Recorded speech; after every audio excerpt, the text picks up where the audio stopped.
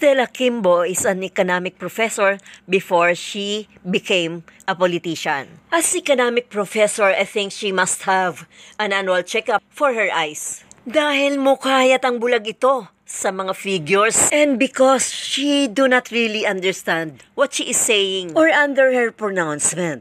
Because the budget allocation for the office of the Vice President have not all allocated and never asked and requested.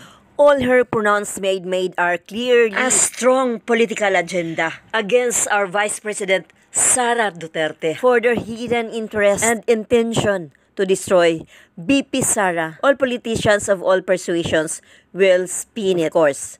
So from her all allegations against office of the Vice President na nahihirapan siyang magpalusot o i-manipulate ang totoong batas dahil hindi niya malusutan ito at nakahanap siya ng katapat laban sa kanyang mga paratang against VP Sara. And it seems she's a partner in crime and she deserves to be in jail. What is her motivation in working hard to defend the House Speaker, Martin Romualdez? As we remember before, she defended Sara before regarding the funds at the office of the Vice President. At bakit ngayon?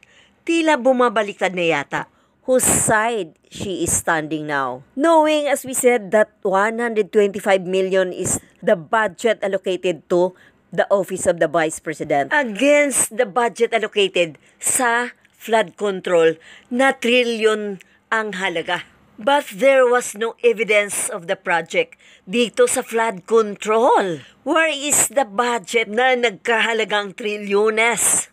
Nasaan na ang pera ng taong bayan? Naibulsa na ba ng mga kongresista? Pinagpepiesta na ba nila ito?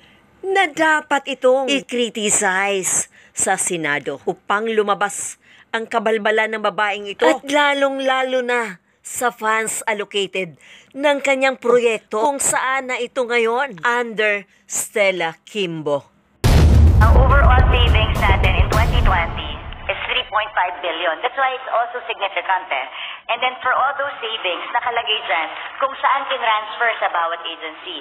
Pag sinabi mo kasing savings, transfers from each agency na transfer ang savings ng bawat isang ahensya, pupunta ngayon sa overall savings. And then yung overall savings, it's a transfer to.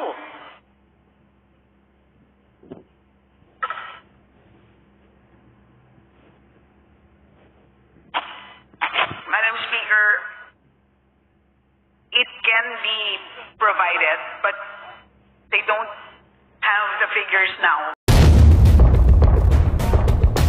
So now, lumabas ang true color ni Stella Kimbo. She is showing her true color. She is a big no public servant. She defends corruption in the government that she must be sent in jail.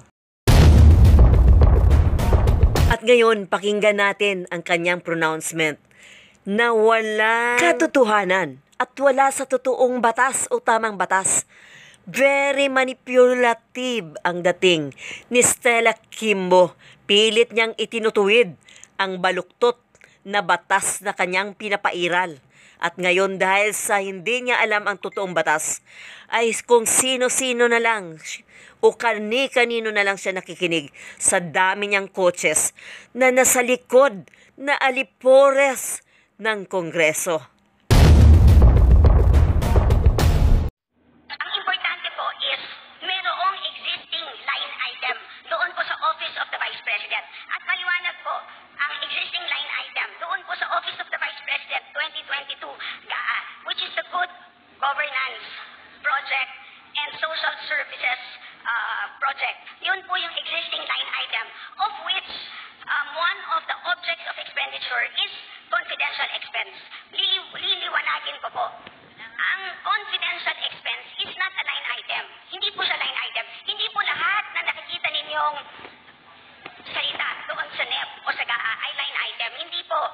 Ang line item lamang sa NEP o sa GAA ay ang tinatawag na projects, activities, or programs. Yung PAP, yun lamang po ang line item. Ang iba po doon, yung objects of expenditure, hindi po yung online item. Tulad ng MOOE, capital outlay, yung pong supplies, traveling expenses, hindi po yung line item. Ang tanging line item ay yung mga tinatawag na PAP. Ang PAP doon sa OVP 2022 budget na kung saan kasama ang confidential expense ay yung nabanggit ko na nga po na good governance, engagements, and social services project. Kaya po, sinasabi natin na authorized po, expressly allowed po itong confidential expense noong 2022. Hindi pa rin po ako sabi sa Milo na doon sa So, yung special provision on contingent fund must be implemented consistent with the general provision on confidential funds. So, only agencies authorized by the Congress through the budget allocation expressly provided for in the GAA or other laws are entitled to CF. Okay? Kung merong expressly provided for. So, yun po yung yung pinaka-key.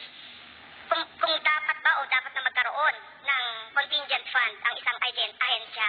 Otherwise, Madam Speaker, yung executive can grant itself CF and IF na unchecked. So therefore, kahit na kailan lang itong contingent fund kung gagamitin, kung saan man o kung saan mang mga budget, kung wala naman ito doon sa line item ay hindi rin pwede. So yun po yung sinasabi natin. At kung titignan po natin itong pangyayari na ito, meron pong illegal na nangyari doon sa pagtanggap, illegal yung pag-request, at illegal yung paggastos po nitong confidential fund noong 2022 sa Office of the Vice President.